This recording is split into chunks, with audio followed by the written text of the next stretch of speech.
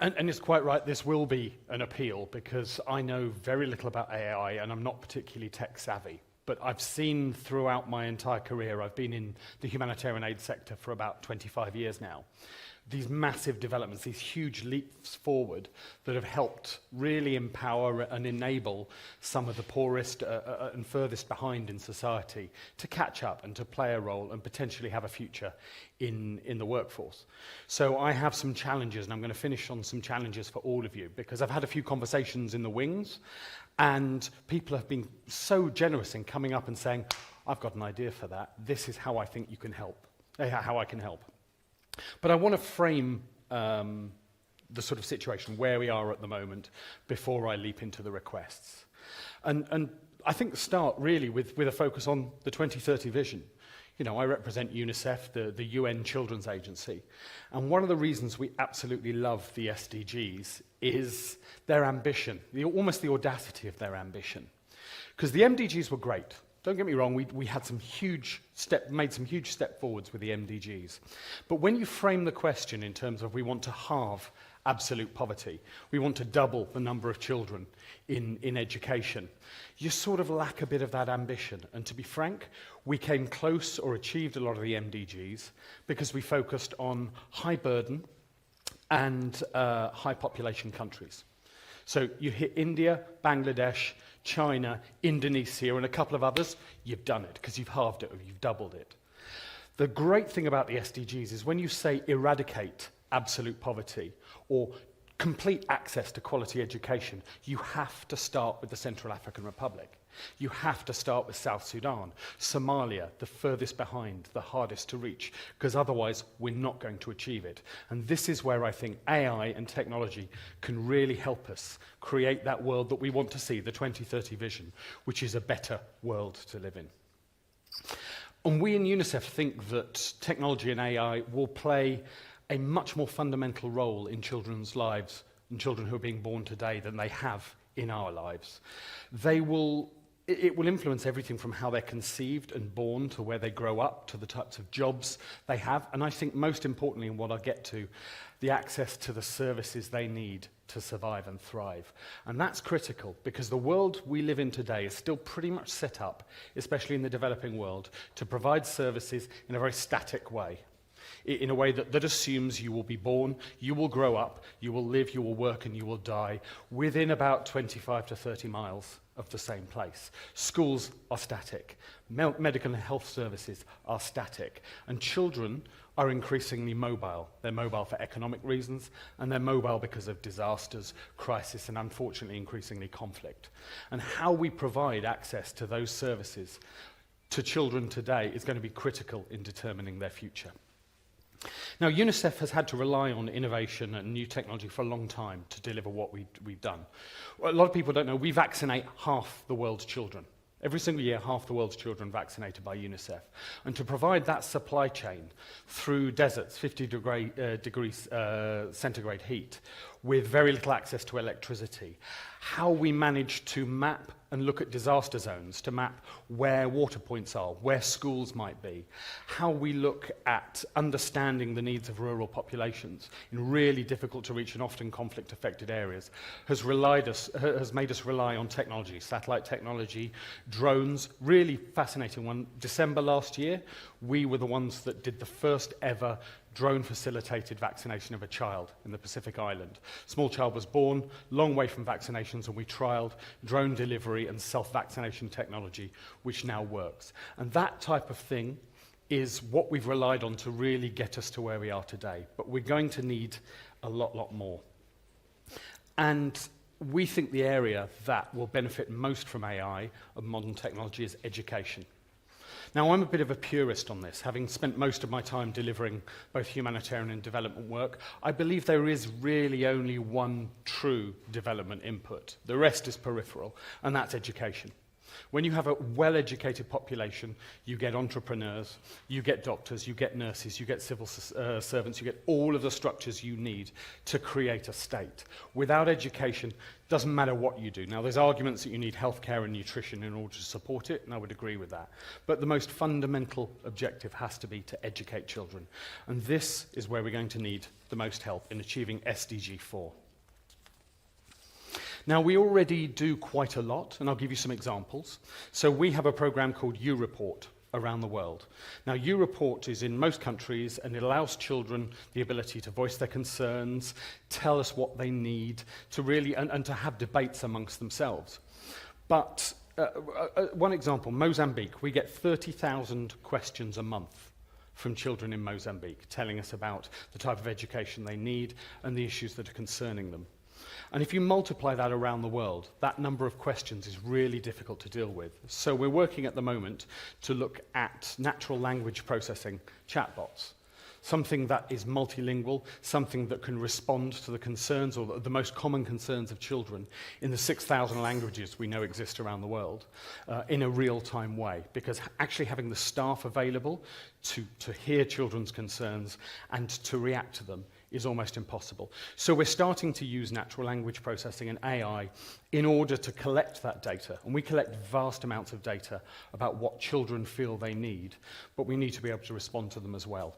So we're working on that. If there's anybody here who knows how they can help us, that would be incredibly useful. We're working with Bill and Melinda Gates and ARM and the African Academy of Sciences in order to look at scalable technology to address water and sanitation concerns. And I think one program that really exemplifies the challenge that we're coming onto is we're working with Cambridge University and Microsoft at the moment to look at how we provide quality education to the nearly 250 million children who are in this permanent cycle of movement and displacement, who are outside of mainstream education. And that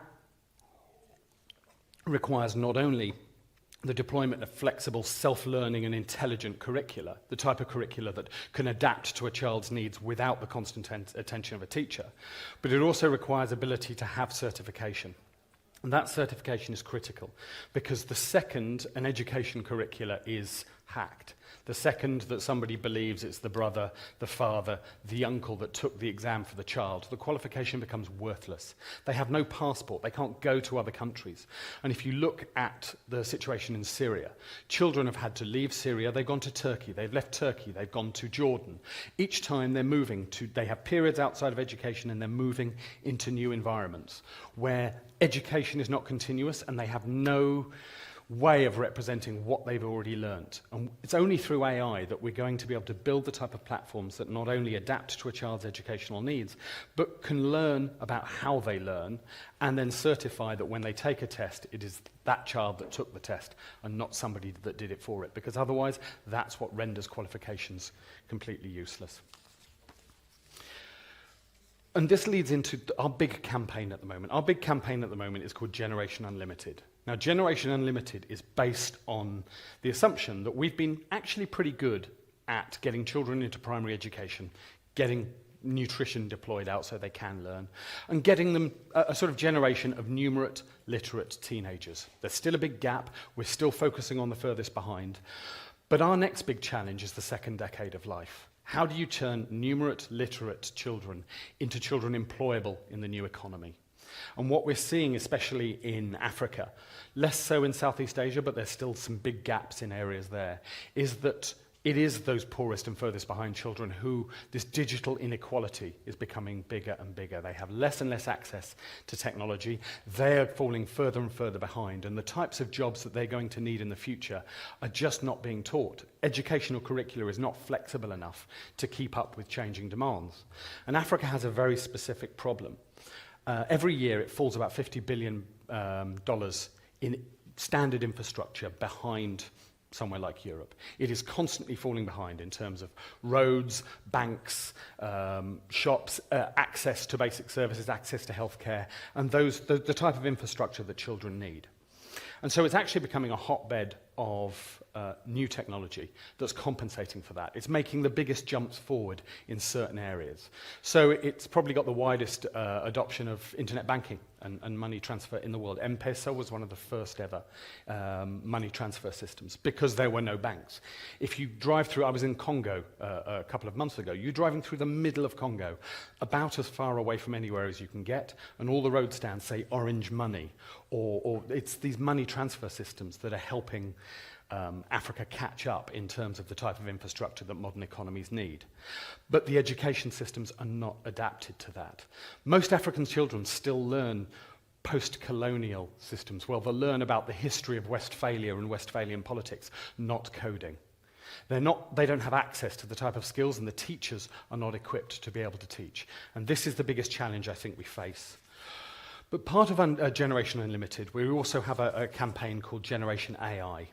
And Generation AI, very simply, is based on the fact that we have spent the last 70 years working with governments to make sure that the world's most ratified treaty, the UN Convention of the Rights of the Child, is adopted, and that everything governments do, and I can say it's the world's most ratified treaty, every country on earth bar one is party to it. And I'll let you guess which one it is that's not party to it. But we've spent ages working with governments to make sure that everything from educational curricula through to health services are integrated into the way governments plan and deliver services. But we also believe that the only way we're going to tackle this big educational divide is through startups and tech companies taking over and being innovative and helping us deliver for children in remote areas. But without sort of casting aspersions, normally the UN Convention on the Rights of the Child and children's rights are not front of mind when commercial products are developed. And we have to change the way we work, and that's what Generation AI is about, to help you guys understand what we know about children's needs, children's rights, and how to do what we call in the humanitarian sector, do no harm.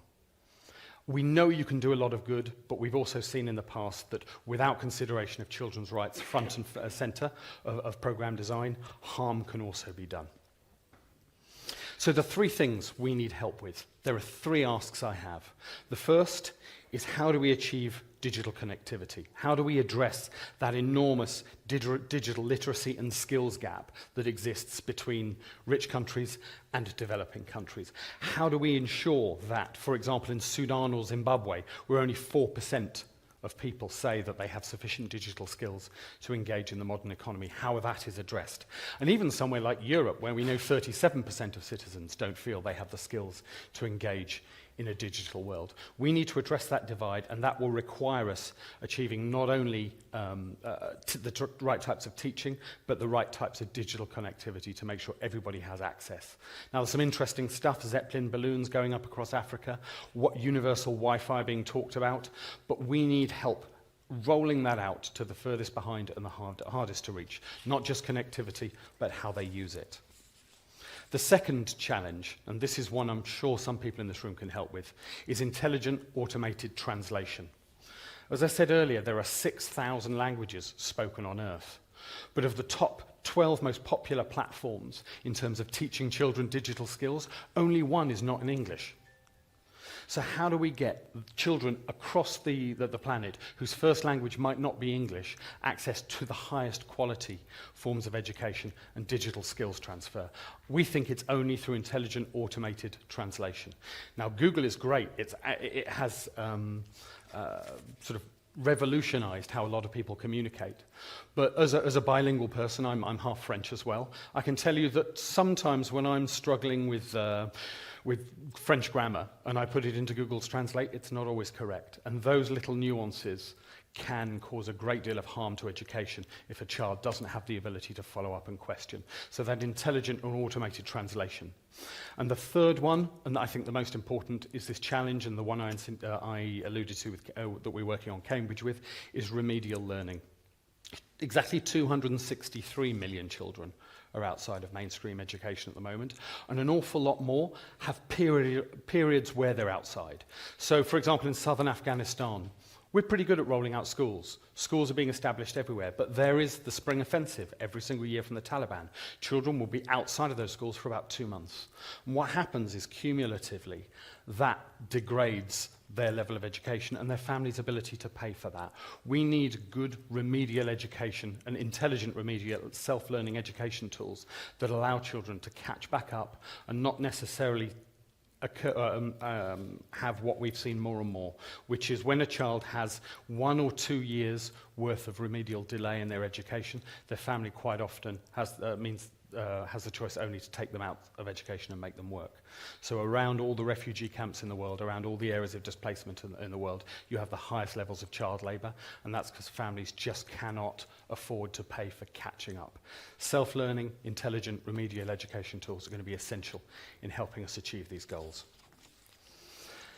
So, I think that there is huge amounts of opportunity for the people at this conference to help us achieve the 2030 vision, particularly in the field of education. And the challenge I will throw out, I'm contactable on the app linked to this, is if any of you know how to achieve those 3 things, connectivity, automated translation, and remedial education, I want to hear from you. We need your help in rolling this out, and rolling it out, as the SDGs say, to the furthest behind and the hardest to reach. Yes, we can do it in Nairobi. Yes, we can do it in Bangkok, but we need to be able to achieve it in the Central African Republic. We need to be able to go into Yemen at the moment in conflict and continue children's education. Because we know that if 15 years worth of delay in a country occurs, if an entire generation is excluded because of conflict or disaster, that country will probably never catch up, or not in our lifetime. And we need to be able to avoid that even in countries facing conflict. So please help us with it, because there are huge opportunities, but there are also risks. And we want to work with you to make sure that child rights is integral and built into every single one of the projects that you're designing. Thank you very much.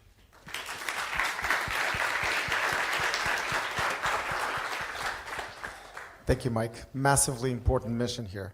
One quick detail is you guys can actually reach out directly to Mike on his profile on the website for CogX. So it's actually quite easy to get personally in touch with Mike. For the debates that we're about to initiate, we've talked about generational platforms, right? And you had radio, TV, internet, mobile, and a couple of the giants were mentioned, right? Google, Facebook. Yep. Amazon. So I think I couldn't really think about anyone better to actually lead and moderate the debate than Irina Kaufman from Facebook AI.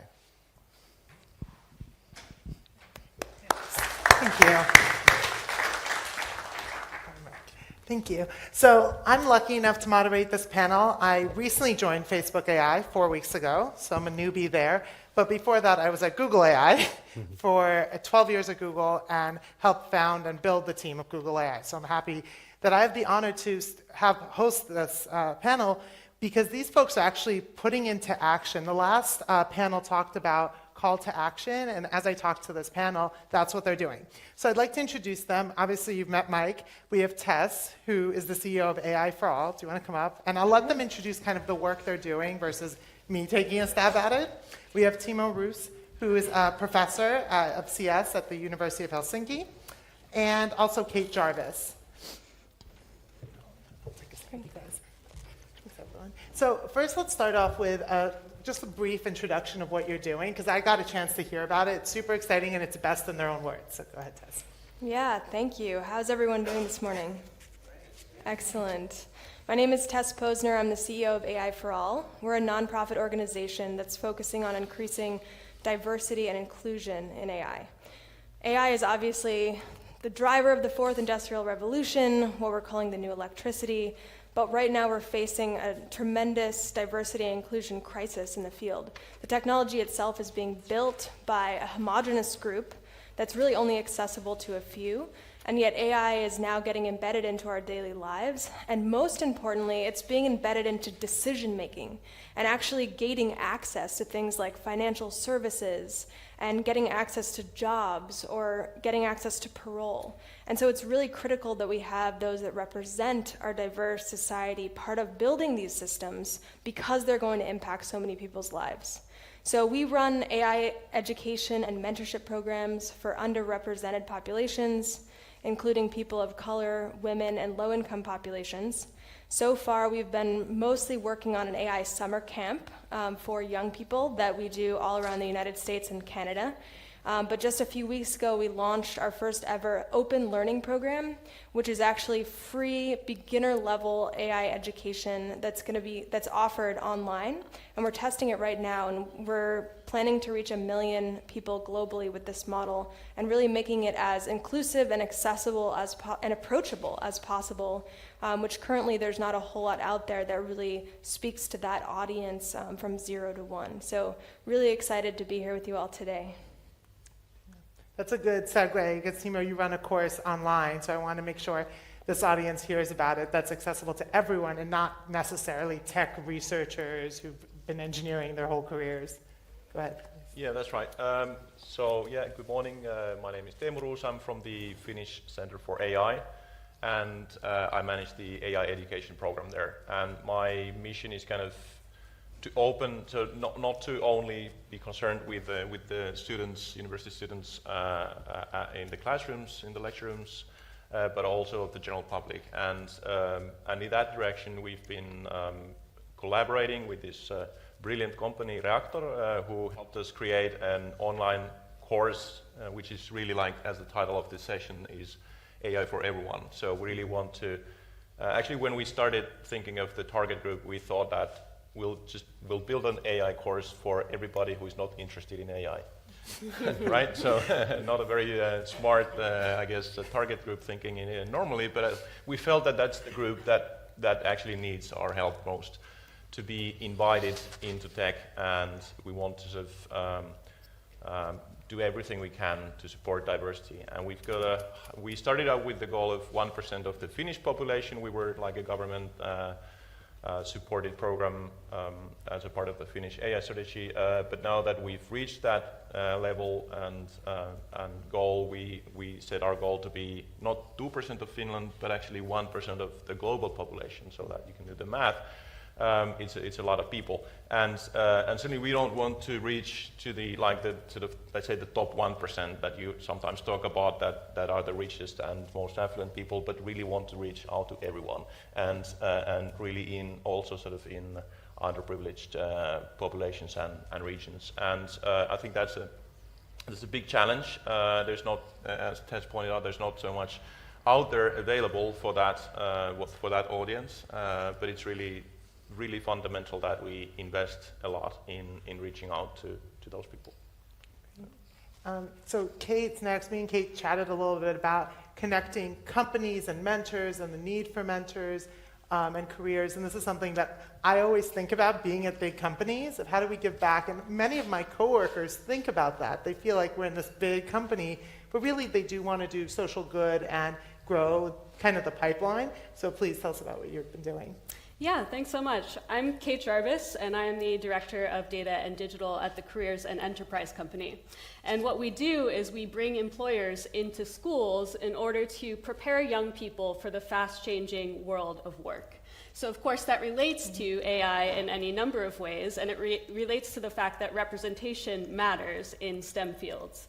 So first of all, our model for how young people choose careers is really built on a machine learning model. So if you iterate different possibilities for a young person across any number of careers, they should be able to make better and more informed decisions over time. So it's really that kind of test, learn, adapt model that undergirds all of our software in a face-to-face interaction.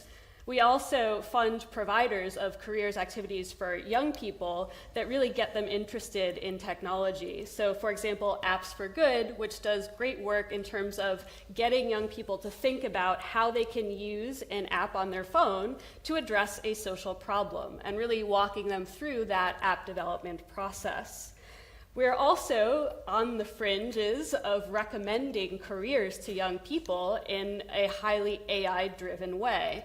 And I think I'm both excited and very wary about the possibilities there. So you can think about the fact that Facebook has a ton of information about you, and it can sell a 14-year-old a pair of trousers based on their browsing history. It's certainly possible for us to do the same thing with careers. The question is how we don't railroad people down particular career paths. We still aim to give them a breadth of experiences and allow them to make their own choices. So I'm really interested in the fact that, we talk about there's a pipeline problem in STEM. There isn't a pipeline problem. I'm so sick of hearing that. We're on a panel with brilliant women in technology. There's a mentoring problem. And the Careers and Enterprise Company attempts to address that by bringing women who are in STEM in high-level positions and taking them into schools and modeling what that's like. And so I think there's always going to be this tension between you have to expose people to a variety of options because they simply don't know what's out there. And okay, we know a lot about you. Maybe you don't need that math course. You actually want this AI-specific course. And I know, Mike, we learned a little bit about what you're doing, but one thing I wanted to, if there's anything you want to add, of course, one thing I wanted to ask you about, recently or last year, Facebook and Google opened a Masters of AI program in Africa, and that targets graduate students. How do you see us getting into the schools, not just big companies, but in general, getting better education, maybe status of education systems throughout the world, and how do you approach that earlier? Because it might be too late by the time they're in grad school.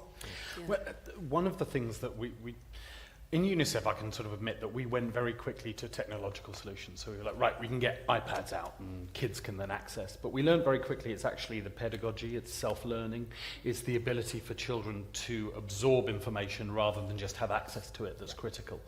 So I think that the help that we need to achieve the SDGs is as much in how children learn and how AI can help children learn without necessarily constant supervision, and less about just getting the technology in their hands in order to be able to use it. You need both, but we're probably further behind on the pedagogy. But also just at a point that I think both of you are making, for us also, it's when you start with the furthest behind and the hardest to reach, where there is a supply chain problem, is in a lot of the poorer countries. And we also know that when you educate men, the impact that you have on children is actually pretty minimal. Sorry guys, but we have quite a small impact on the outcome of our children from an educational level. When you educate women, especially women on modern technology, the impact you have on children is enormous because they will grow up much more likely to be digital natives. So I think also focusing very much on gender inequality and access to technology in the developing world is going to be how we address a lot of the problems for the next generation of children coming through. And I know a lot of you work with children, obviously, at different stages. As a parent, I've seen my own child's trajectory of understanding AI. What does mommy work on? To like, he understands it, I think, better than me at this point. He can actually explain in the video game what the AI is doing and why it's better than him. But children are coming up with better solutions, I feel like. I had the privilege of interviewing actually one of the students that went through Tessa's summer camp. And I was on stage in awe. When we walked off, I asked her for a job. I said, when you're like, please hire me one day. So what kind of ideas are you seeing come out of students that have been exposed to either more technology or understand AI? Because their thinking is completely different. I'll let you take it away. Yeah, so one of the things that we've learned is really that AI has a narrative problem. The way that it's perceived by many of us is that you need a PhD to get involved, or that it's very specific to coding or sitting at a computer. But the reality is AI is a tool set that can be applied to many different disciplines around solving different types of problems. And so the way that we approach AI education is saying, what is AI in regards to solving problems in healthcare or solving important issues that you care about? And framing it in that way tends to spark young people and their natural interest in solving problems and getting involved and figuring out, who am I? What difference can I make in this world? So we have them work on AI projects during our courses, and then afterwards we find that over 60%, these are high school students, have started AI projects on their own. So we decided to start a grants program where we give them up to $1,000 of things to work on in their communities that they care about. So for example, one young woman, Stephanie, she was raised in an agricultural community, first generation Mexican-American, grew up in a very low-income community, and she decided to go back into her hometown and address water quality issues using machine learning methods. And this was something that directly impacted herself, her community, and her family growing up. We've also seen young people address wildfires, building apps for kids with autism because that was something that their brother struggled with.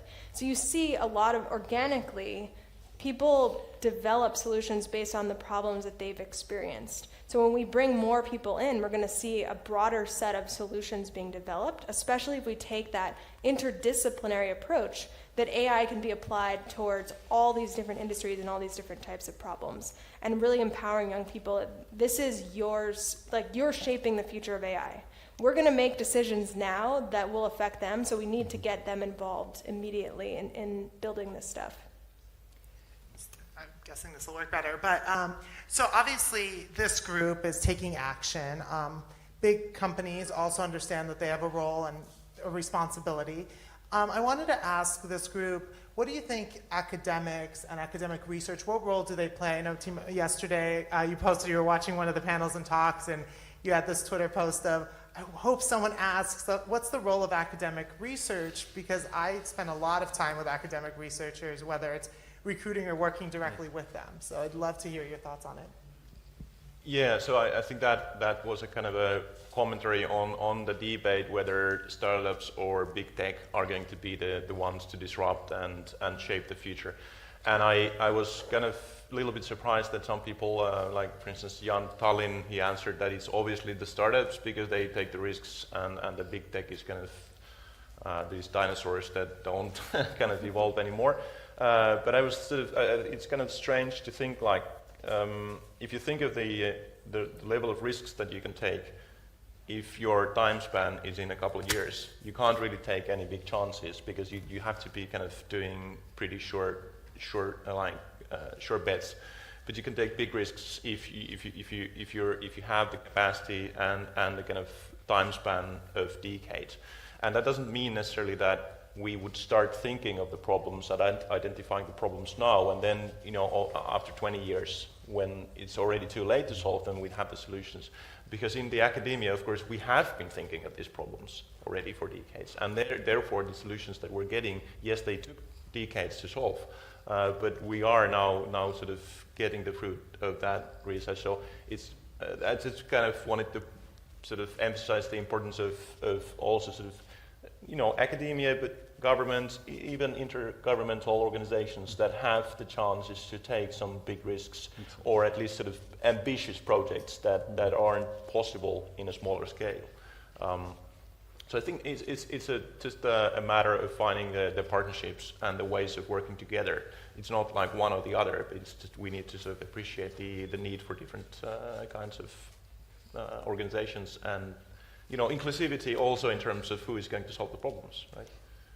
Yeah, and I couldn't agree with you more. It's partnership. Every time I've seen a project be successful, even at Google or Facebook, it's been through these partnerships with academics taking long-term bets.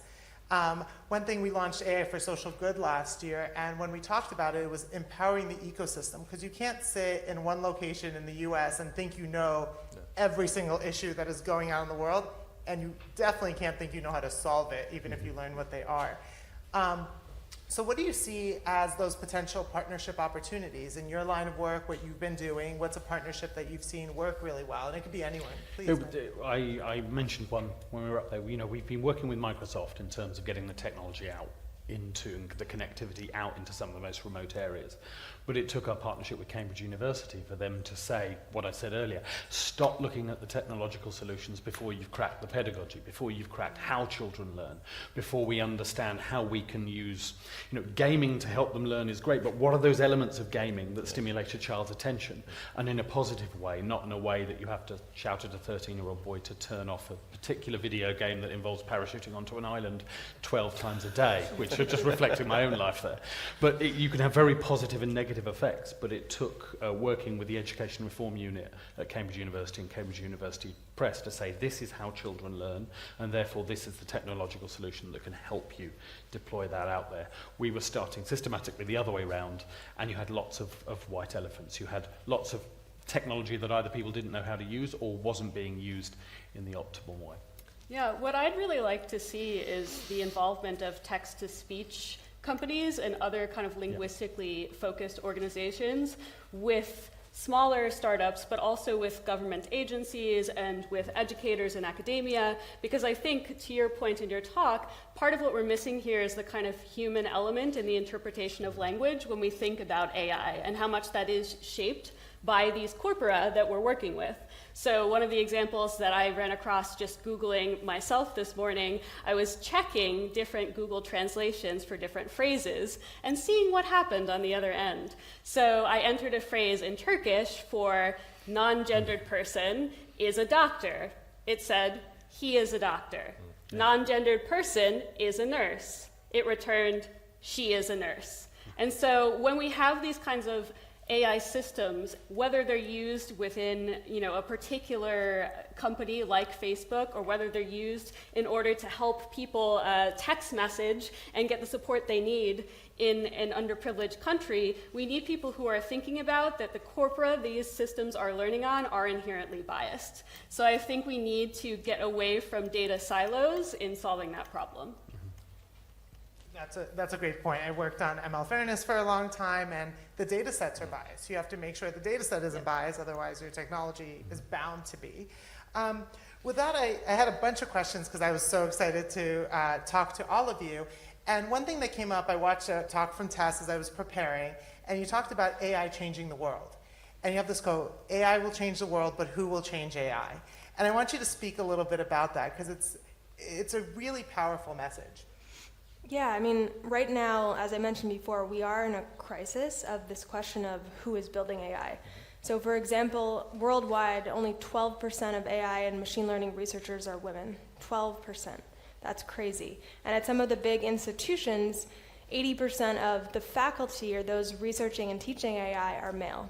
And we don't even have the demographics around income representation or racial representation, and I know they're dismally even worse than what we're seeing in the tech sector broadly. And so what that really means is that you have a very small group of people that are representing one set of background and skills and demographics that are building and shaping the technology. One of the outcomes that this is leading to, as you were mentioning, is bias, and not seeing the representative data sources, but also not catching those issues.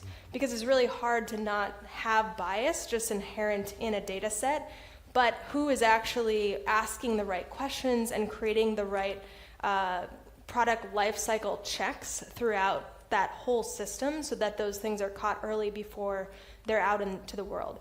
Many of you probably saw, or how many of you have read the Gender Shades study that came out by Microsoft?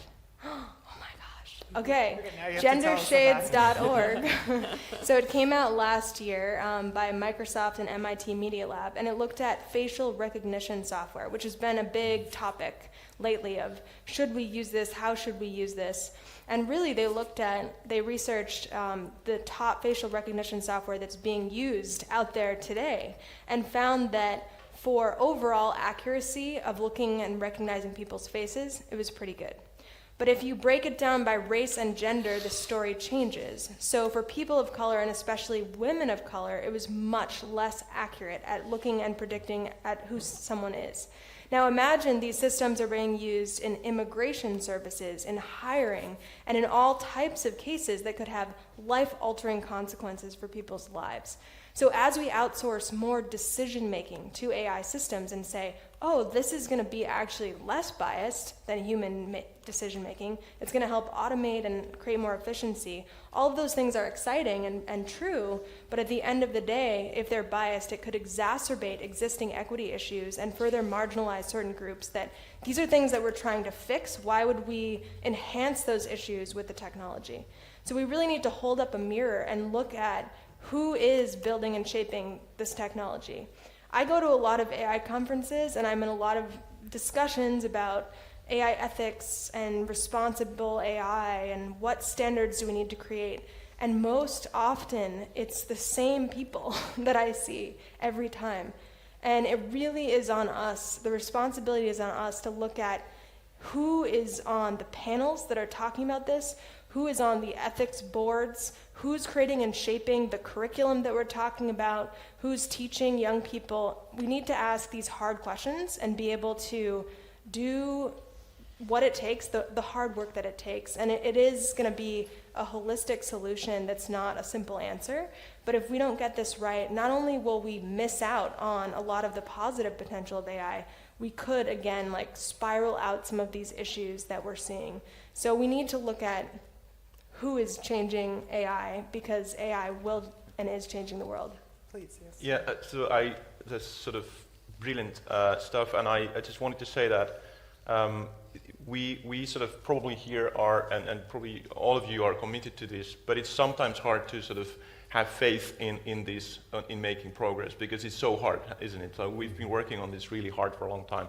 But I just wanted to share some sort of good news that it can be successful, and so the things that I'm most proud of that we've achieved with the Elements of AI course is that when we started, we sort of, one of the kind of guiding principles that it has to be sort of diversity, supporting diversity and inclusivity.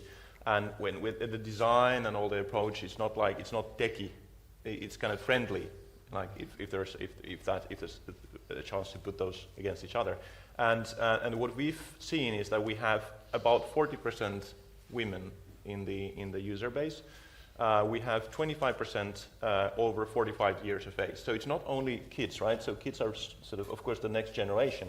But we can't think that we'll only focus on the next generation. So we really need to sort of address that issue as well. So we've got plenty of people that are already like past their student life and even past their working life, and sort of rehired people and that sort of thing. And so it's really diverse. And what we did just last week is that we rolled out the program in all prisons in Finland. So now every single prisoner, all the inmates have an iPad or whatever, and then there's if you want to learn about what AI is, you want to learn about like what are the sort of societal implications of it, you just go ahead and learn that. I just heard that there was one inmate in the Hämeenlinna women's prison who nailed the first chapter with full points. So it is possible to reach those sort of really encouraging outcomes if we work hard. And I love that you brought that up, because we've been talking a lot about children and the future, great. But when I was asked to do this panel, it actually said AI for everyone. That really appealed to me. And some of the work you've been doing, it's not just children involved, it's the employers, right, that are mentoring. So maybe talk a little bit about what impact does it have on those mentors and employers as they go through it, because I'm sure it's fundamental. Absolutely. So there's a lot of recent research by companies like Education and Employers that shows that just one interaction with an employer can motivate a young person to spend more time studying for their GCSEs, and in fact to attain a higher score. So it's really important that employers get involved, and it's not this kind of woo-woo matter of representation. There's so much quantitative research to back up the fact that if you have an interaction with someone in a career and that sparks your fire, it will motivate you from that day forward. So you will go and you will decide, no, I am going to take physics A-level because I've just met someone with an engineering career that I absolutely aspire to be. So that's kind of our hook usually for employers, is change a young person's life, right? Give an hour, change a young person's life. However, I think it's important also to talk about the CSR elements of that, and what's in it for me as an employer and what's in it for my business. And importantly, it's part of professional development for everyone. So not only is it nice kind of as a line item on your CV, but there are lots of reports that people who get involved in these programs with young people have better job satisfaction, and that they bring those skills of leadership, of presentation, of this kind of lifelong learning mindset back home into their organization, and they take that motivation and apply it to their organization's problems. So I really see it as benefiting both employers and young people. Yeah, and I absolutely agree. Whenever I talk to some of the students have come out of Tess's program or have brilliant ideas, I walk off and I'm motivated. It's like, we have to keep going. We have to build a work environment that will attract this kind of talent to come and build the next generation of tools. So with that, and we talk a lot about 2030 vision, what is your vision for the world? You're doing all this great work, inspiring the future. What do you see happening? If you're on a panel in 10 years, what will you be talking about? Anyone? All of you.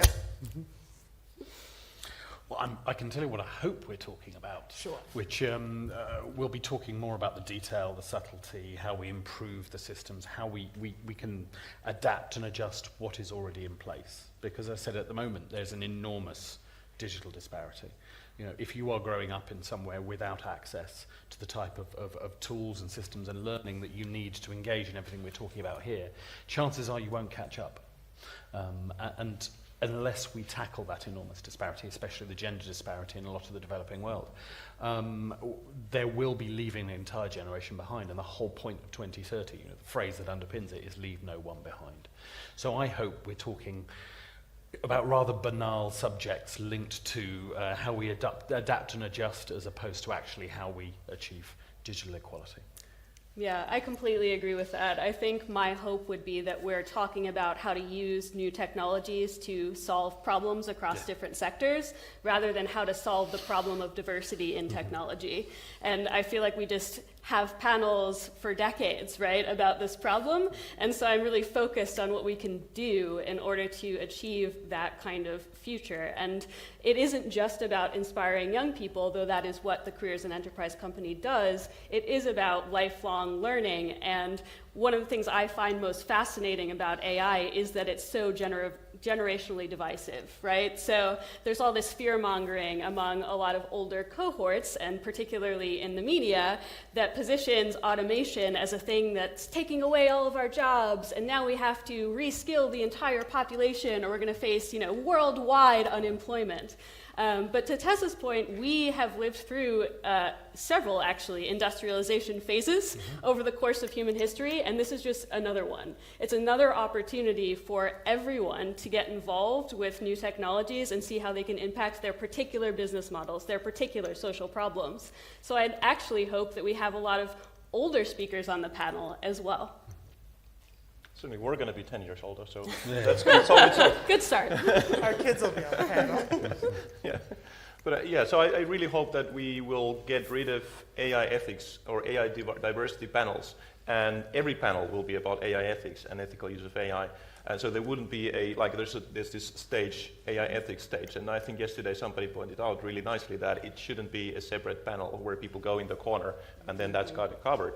You need to sort of put it everywhere so that it's not there anymore. So it's kind of so obvious that everybody has this viewpoint that we don't really have to have a specific panel on that. And then we can talk about the real issues, and which we're of course talking about, and in this stage and others, like lifelong learning, but also sort of other problems, climate change. I think that should be mentioned in every panel, so I just mentioned it. And sort of really these are the problems that AI is going to solve, and we're going to solve with AI rather. And so we need to get to that, and we can't just sort of have these compartments or silos of thinking about diversity in one pace and then climate change in another, or education or changing the working life. That's a great point. One of the points we chatted about earlier was that responsible AI, ethics, AI for social impact or social good should not be these corner cases. Yeah. They should be fundamental across every stage, thinking about the responsibility beyond this. So with that, everything you're saying sounds super positive, and most of this audience, I'm guessing, would agree these are all good things to do. Yes? Seems reasonable. What kind of resistance do you get, if any, in your roles? Is there someone holding you back, or what's the challenge? I think there's a big challenge with the narrative, where it's very much, and we talked a little bit about this, but the people that are lifted up as experts are a very limited group, which I think narrows what we think is possible. And also the narrative is very much like man versus machine, instead of AI for humans, AI for people. And really thinking about AI as a rocket fuel to solve some of these important problems, but those are not the narratives that are lifted up. It's like a nice to have, or these separate panels or these separate stages, when at the end of the day, it's a tool. It's all it is a tool. And we think of it like this technological destiny, like, oh, this is gonna happen, but in reality, we're actually creating that future right now. So I think one of the challenges is narratives are powerful things, and they can drive action or inaction or people towards something totally different than what's possible. So what I'd really like to see is a different narrative lifted up that talks about how AI can enhance human capabilities and really lifts up the amazing work that is being done all over the world by not just startups and not just big companies, but also researchers, young people, entrepreneurs who are thinking about how to use AI to be the rocket fuel that we're talking about. And I think that narrative piece can inspire movements as it has in the past. Yeah, and also not like you said, like man versus machine, but also another narrative that I'm sick and tired of is China versus US. And so it's really about collaboration, and I think these sort of narratives, something versus something, doesn't do anything to help that. That's a great point. Having come between two big companies that everyone can admit are pretty much competing, in the research world, they're collaborating. Yeah.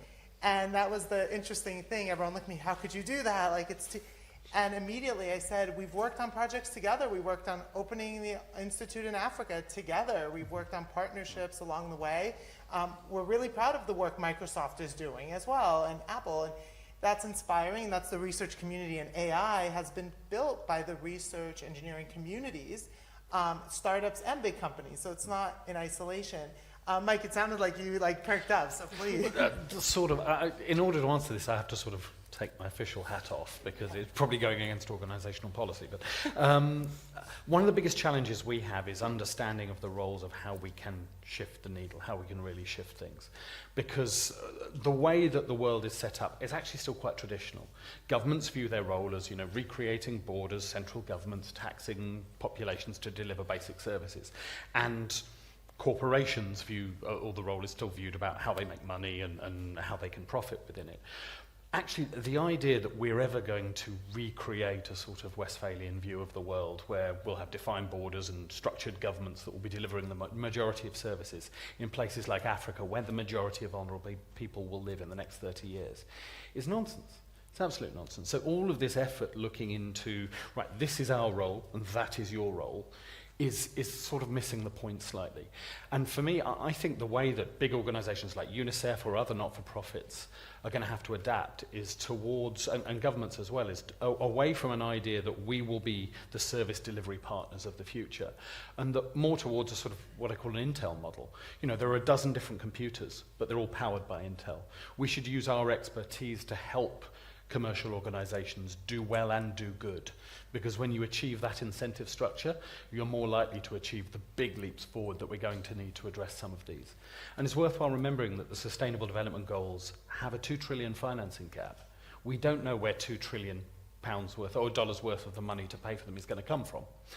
And there is still a sort of traditional conceptualization in international organizations and governments that it's going to come through more ODA, through more government spending on aid. Now, the total government spending on aid is about 900 billion.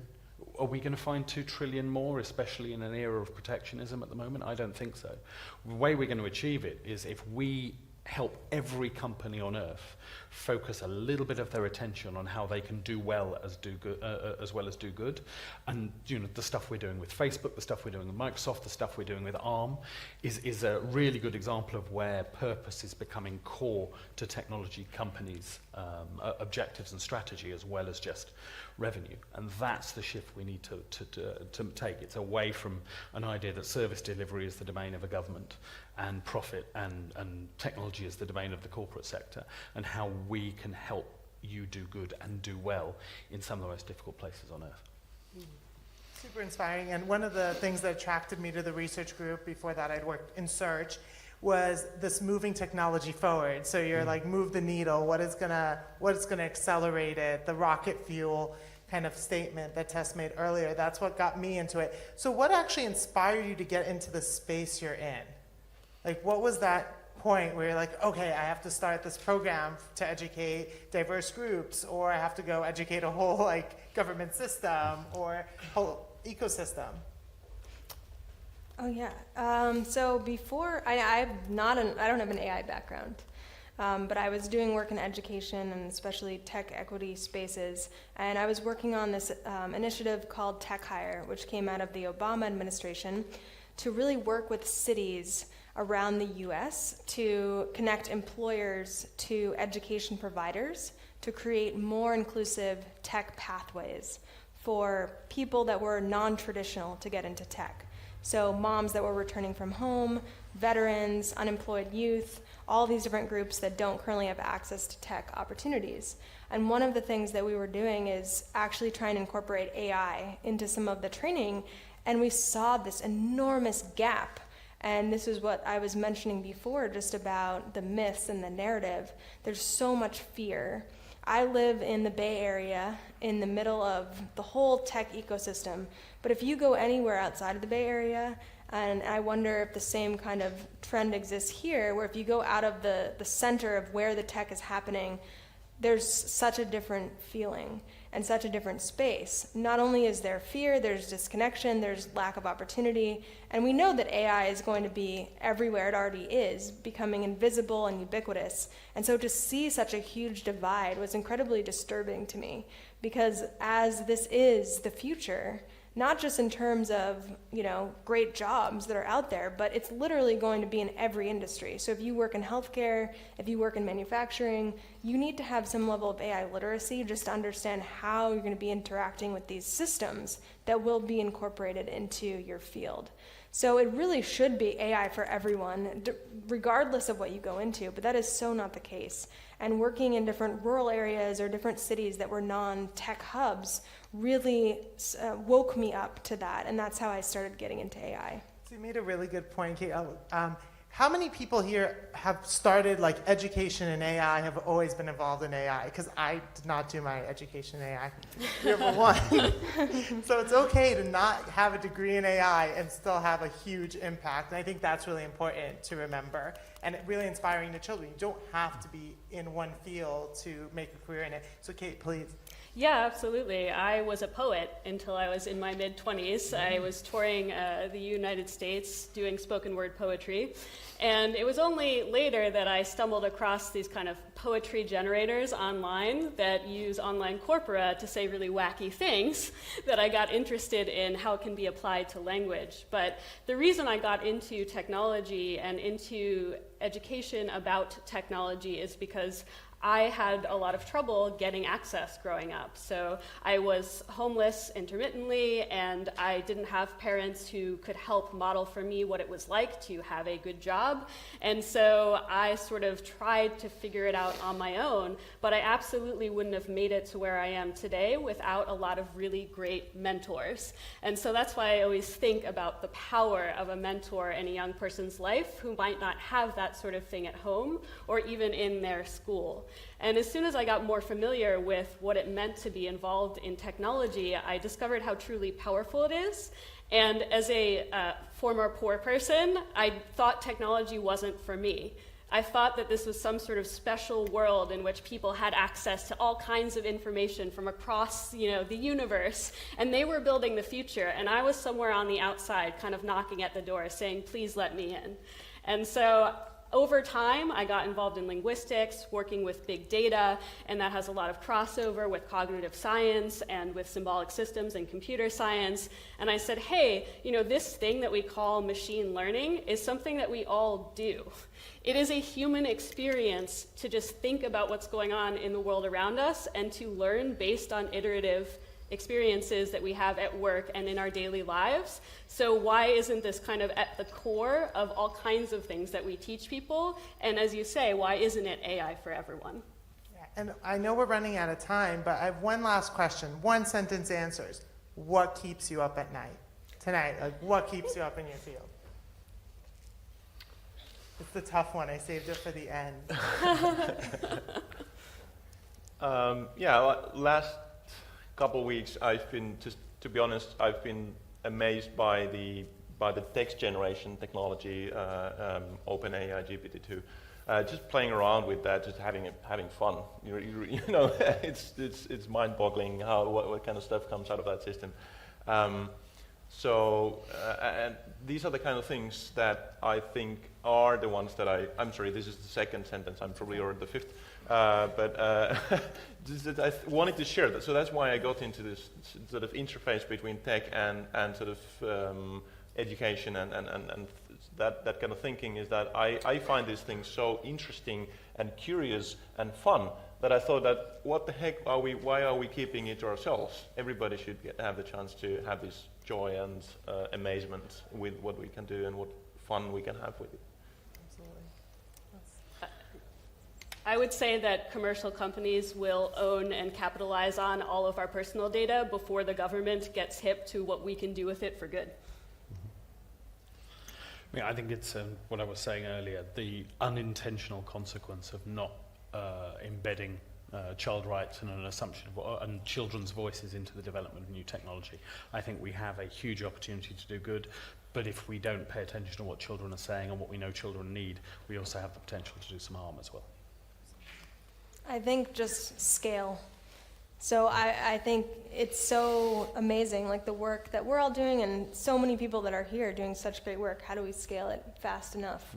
Because this is moving so fast. And so how do we hitch a ride to the collaborations, the networks that are already working and really take advantage of that before it's too late?